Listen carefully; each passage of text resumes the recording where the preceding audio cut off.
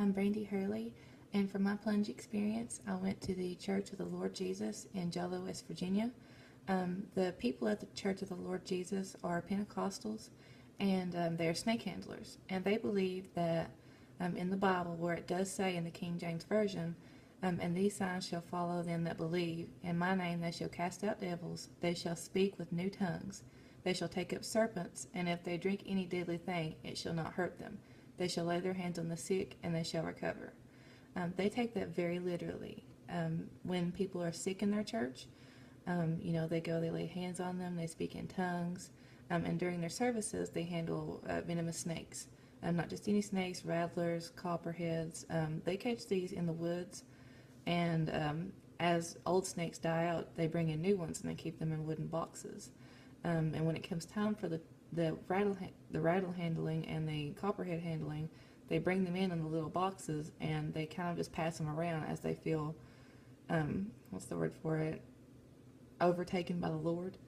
I thought this was very different. When I heard of the snake handling churches, I thought they just, danced and sung and that sort of thing, and they just let the snakes do whatever, but it's not like that.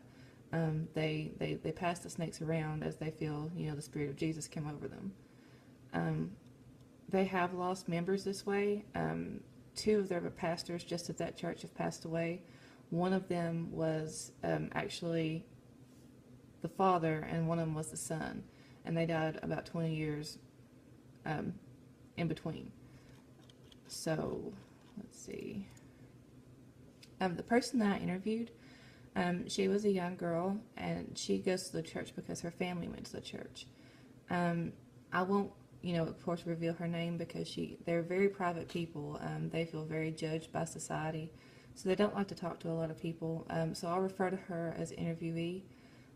She was a very friendly girl. She was a couple years younger than me, and she was very excited to talk about her church. She just didn't want me to reveal who she is for privacy reasons. She didn't want people to think, that she was, crazy or anything like that, because serpent handling is really an Appalachian thing. Membership to this person is very important. Her grandfather and her father both went to this church, and they are, important members. So she feels, it's necessary to go to this church because her family has, but not only because her family has, but because she truly believes in this experience. They call it reading the signs, and they're very passionate about, taking that part of the Bible very seriously. They follow the signs. They drink poison during their ceremonies.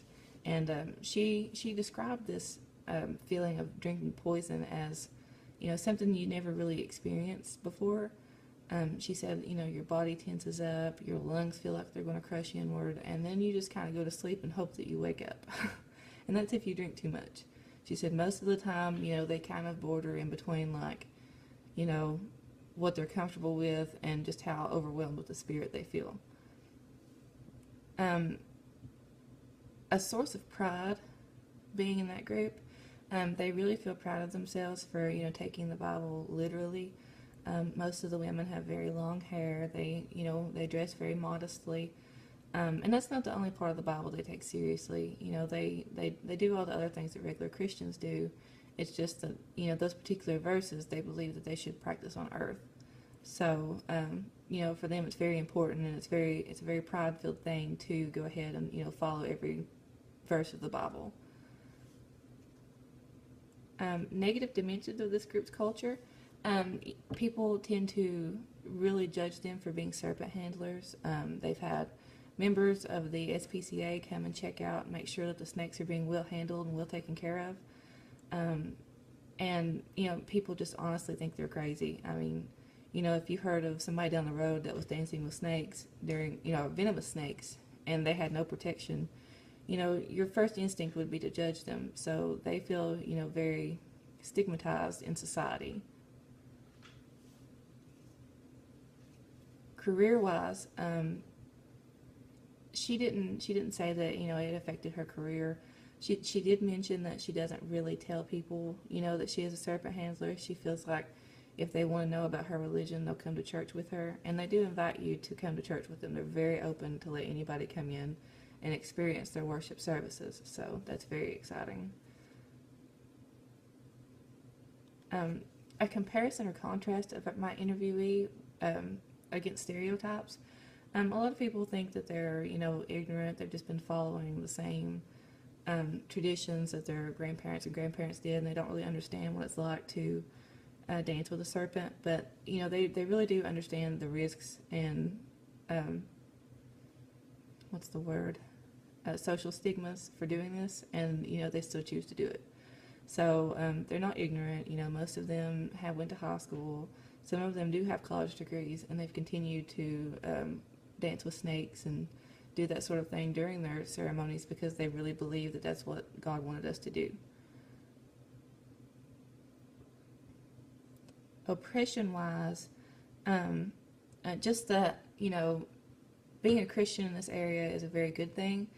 Being a serpent handler isn't so much. So most of them just go ahead and mention that they're Christians and they leave it at that. But they don't really go into like what denomination they are.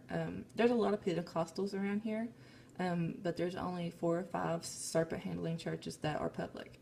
So, and in West Virginia, the place that I went, is actually one of the very few states that do allow people to play. Well, not, I wouldn't say play with, to worship with venomous snakes. Factors I would keep in mind if I were counseling this person. It would depend on the setting. If I was, speaking with adults, I would talk to them about acceptance and, doing what they believe in, and that's okay. If I were, a child advocate, maybe I would, mention to them that it might be a good idea to let the children wait a little while before they, take in poisons and they dance with serpents. And it seems like, for the most part, they do follow that rule. Some of the more private churches, the preachers were kind of wary about because they don't really follow any sort of like guidelines or anything. But the bigger churches, like the Church of the Lord Jesus, they do go ahead and, ask the younger members to come on different days. They have a church service nearly every day of the week. So on the days that they're going to handle serpents, typically it's just the adult members and maybe a few teenagers. Knowledge that I have gained about myself through this interaction. I truly believed that, these sort of people, they didn't have a lot of validation for believing the way they did. I thought they were kind of like a religious fanatic.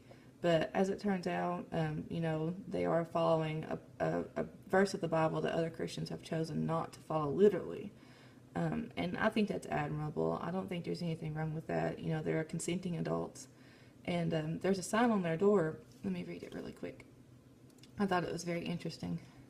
I'll read it word for word as well.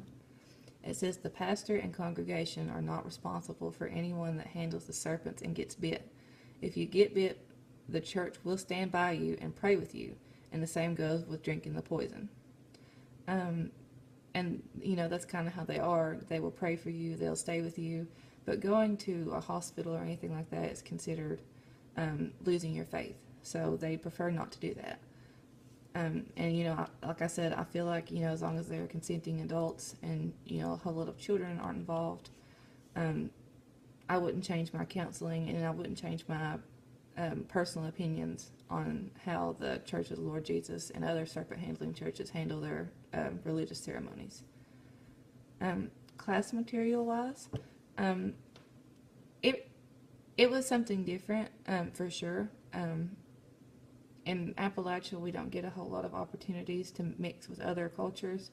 And although this is an Appalachian-specific culture, it's something totally different than what I'm used to.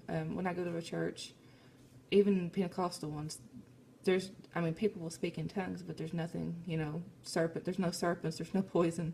It's just, they talk about God, they talk about family, and then they have a meal.